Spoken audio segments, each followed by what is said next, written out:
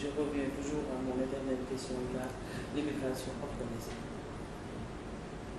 Oui, je pense que j'en profite quand même pour remercier professeur Niang pour sa perception très claire de cette question très, très difficile. Bon, maintenant, pour moi, bon, c'est l'absence de politique. On n'a pas de politique, on l'a dit et répété, amuñu politique en direction de ces jeunes. C'est ça le gros problème. Mais on a des réponses partielles. Puis surveillance des côtes, puis des petits projets d'insertion, puis surveillance des côtes. Mais il n'y a pas, comme il l'a dit, une politique cohérente et pertinente. Et je pense que c'est ça la difficulté du Sénégal. Jusqu'à présent, on n'a pas réellement une politique pour dire que ci wàllum immigration voilà ce que le gouvernement met en place. Bon, moom il a donné une idée assez intéressante, c'est-à-dire sur les côtes, pourquoi pas une politique de toutes les communes côtières. Parce que ce qu'il a dit c'est très sensé, mais bateau yi ci côte yi lañ koy fabriquer. On connaît les mots, on connaît les acteurs. Les passeurs. Les passeurs. Bon, donc une politique communale de toutes les communes sur la côte, ça me semble quand même un indicateur pour surveiller les côtes. Il n'y a pas mieux placé que les communes.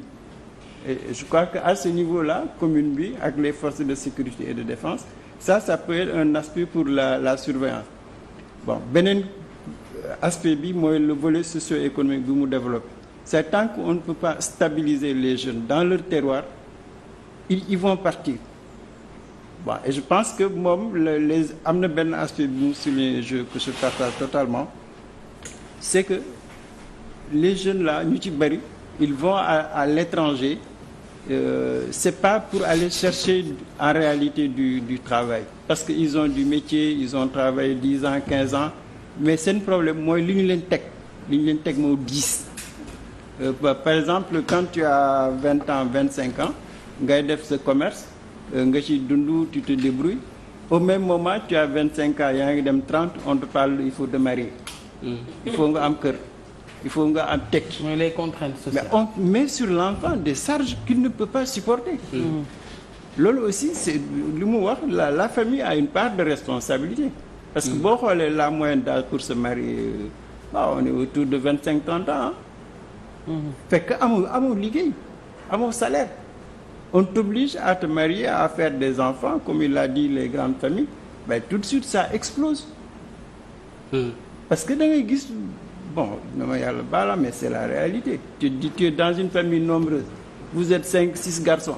Kenn moo ci liggéey. Kooku moo tekki. Tu peux pas vivre ça.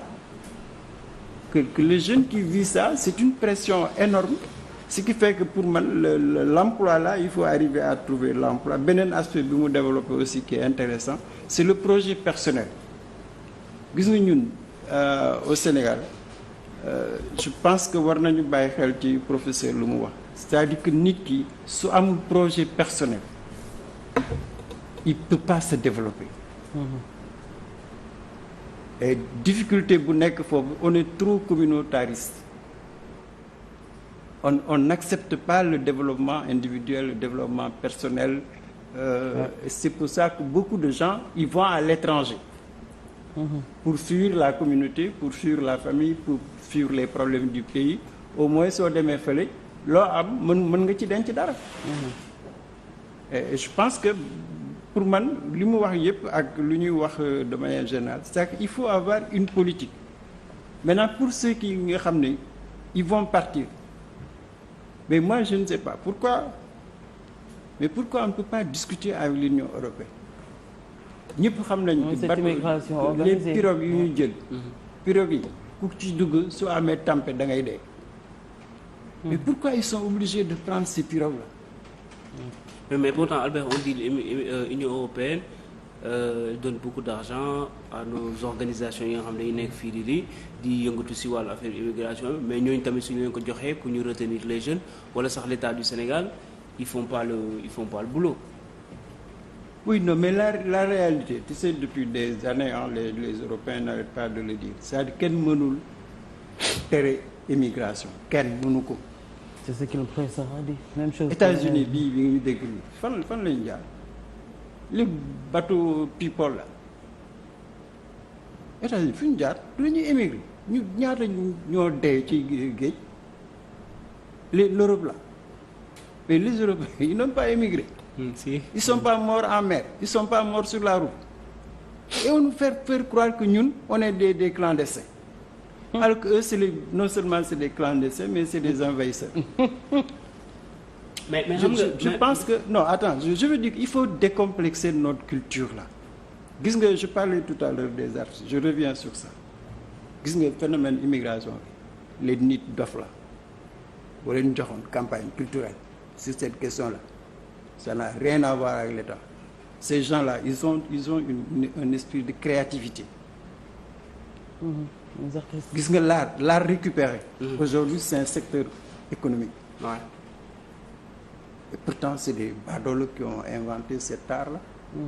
Soo demoon États-Unis, beaucoup de Sénégalais qui ont fait l'école des beaux-arts sont aujourd'hui aux États-Unis.